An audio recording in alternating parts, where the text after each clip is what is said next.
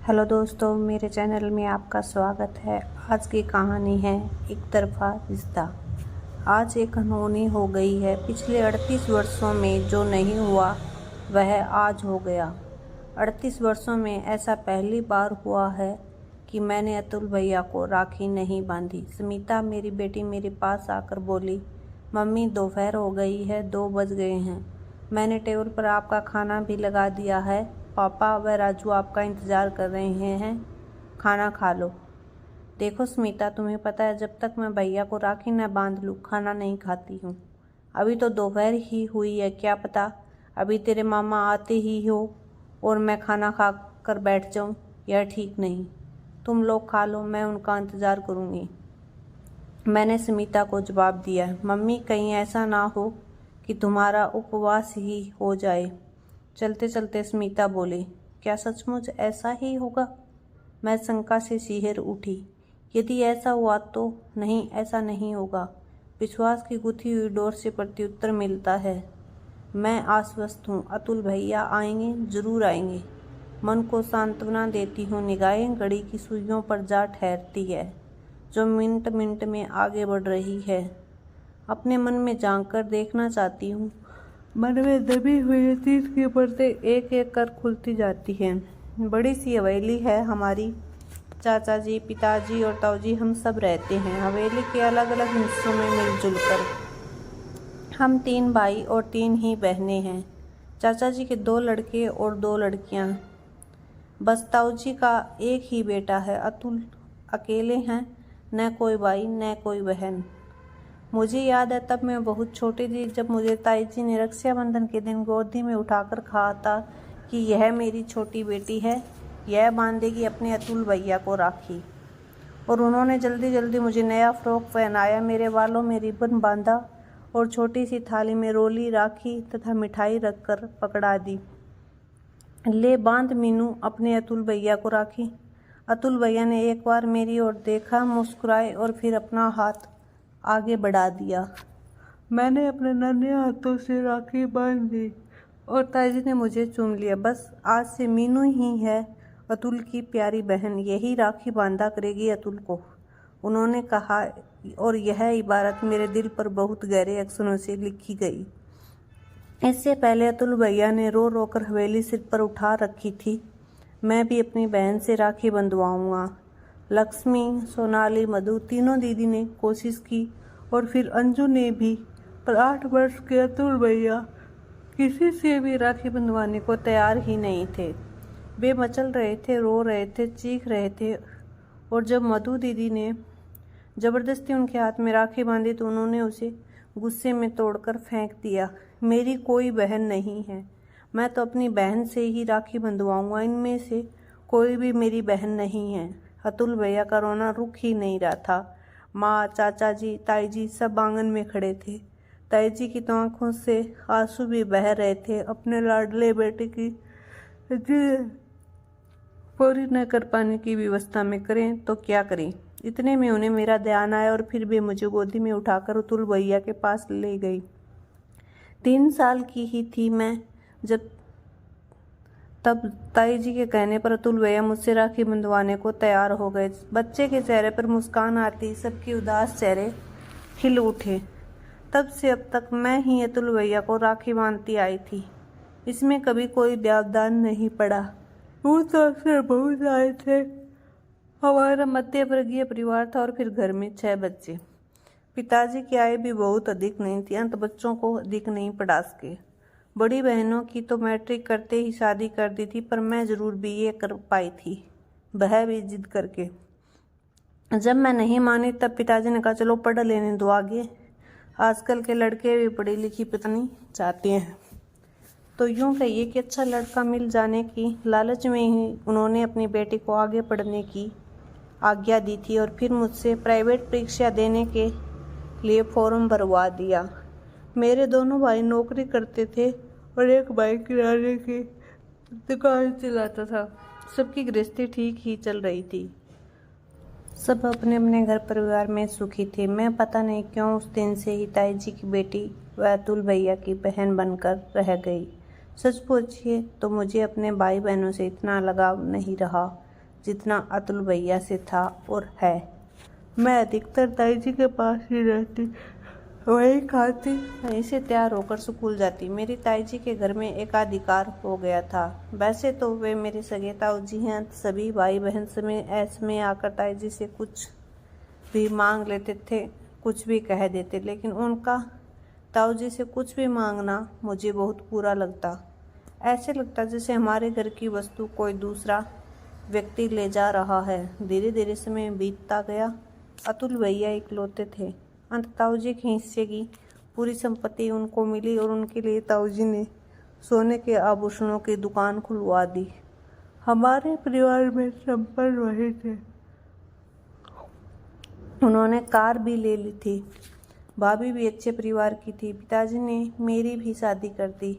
5 भाई बहनों की शादी का खर्चा उठाते उठाते उनका हाथ बहुत तंग हो गया था।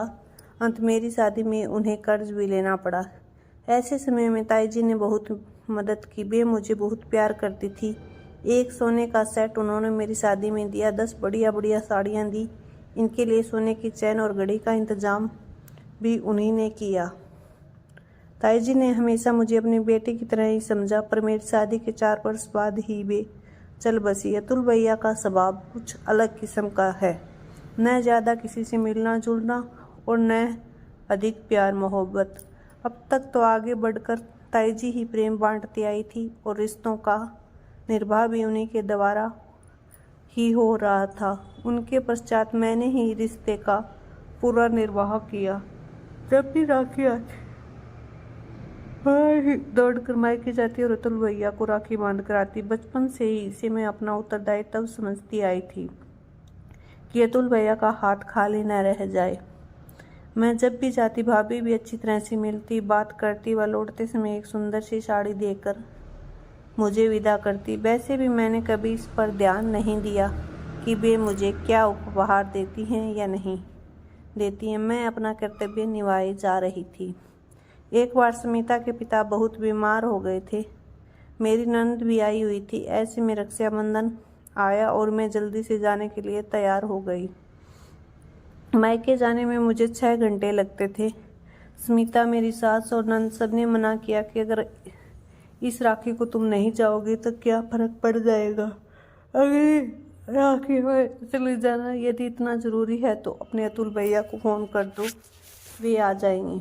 पर मेरा मन नहीं माना। कार तो मेरे पास थी नहीं, आना जाना बस से ही पड़ता था। राखी से एक दिन पहले गई और अगले दिन दोपहर तक लौट आई। कहा तो किसी ने कुछ नहीं, पर मुझे मालूम है कि सबको बहुत बुरा लगा था।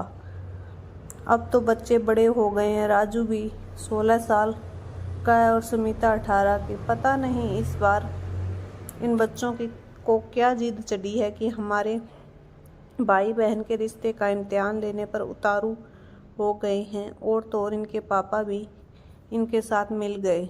कल मैंने जाने की तैयारी शुरू की, लेकिन तीनों ही अड़ गए कि आज आप वहाँ नहीं जाओगी। इस बार हमारे अतुल मामा को ही आने दो राखी बंधवाने के लिए। क्या राखी का महत्व सिर्फ आपके लिए ही है और इनके लिए नहीं? और तीनों ने ही मुझसे शर्त भी लगा ली कि देखना आपके अतुल भैया यहाँ नहीं आएंगे। अब तक अतुल भैया मेरी ससुराल एक बार भी नहीं आए थे। अंत इन सब की यही धारणा थी कि यह एक तरफा रिश्ता है जिसे सिर्फ मैं ही निभाई जा रही हूँ।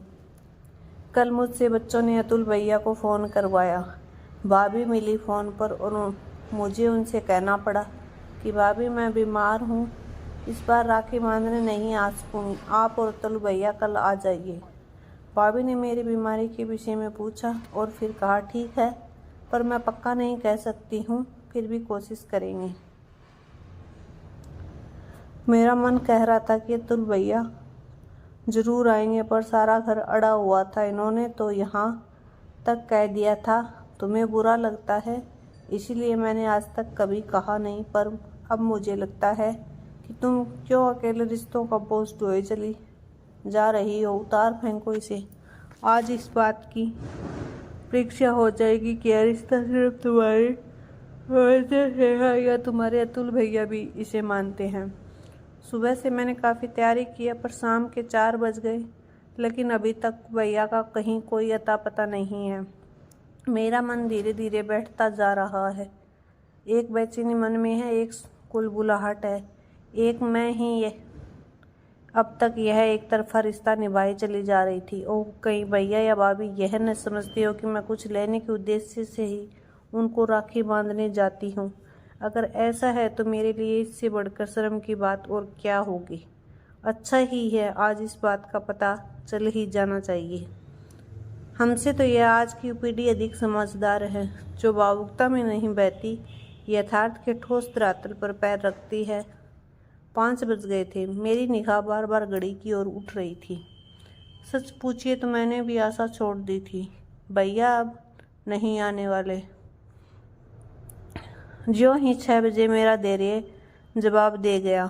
सुमिता मेरे सामने थी और मैंने कह दिया कि वह मेरा खाना लगा दे। मुझे लग रहा था कि पूरा घर मुझ पर व मेरी बेवकूफ़ी बुरी भावुकता पर हंस रहा है। अब जो है सो है। मुझे इन सब का धन्यवाद करना ही चाहिए कि इन्होंने असलियत से मेरा परिचय करवा दिया है। मुंह में कोर डालने ही वाली थी कि लगा घर के बाहर कार आकर रुकी है। दौड़कर दरवाज़ा खोला, देखा अतुल भैया, भाभी व राहुल उतर रहे हैं। पता नहीं मुझे क्या हुआ कि भाभी से लिपट कर मैं फूट फूट कर रो पड़ी और वे हैरान सी मुझे चुप करा रही थी। अतुल भैया मेरी पीठ थपथपाकर कह रहे थे, क्या हो गया है तुझे? क्या तबीयत ज़्यादा ही खराब है? मुझे एक पार्टी को बहुत ज़रूरी सोने का सेट बना कर देना था, इसीलिए देर हो गई। और देख मैं तेरे लिए क्या लाया हूँ। मैं उनसे कह नहीं पाई कि अगर आज आप न आते तो बच्चों ने मेरी जो अग्नि परीक्षा ली थी उसमें मैं बुरी तरह से असफल होती। थोड़ी देर में मैं भैया के हाथों में राखी बांध रही थी और भाभी मुझे प्यार से सोने की चैन पहना रही थी। मैं मन ही मन कह रही थी, भाभी आप मुझे सोने की चैन के बदले एक फूलों की माला ही दे दिया करो, जिससे यह रिश्तों का बोझ मैं सहर्ष उठा सकूं। ये थी आज की कहानी, जो एक भाई और बहन के प्यार पे आधारित थी।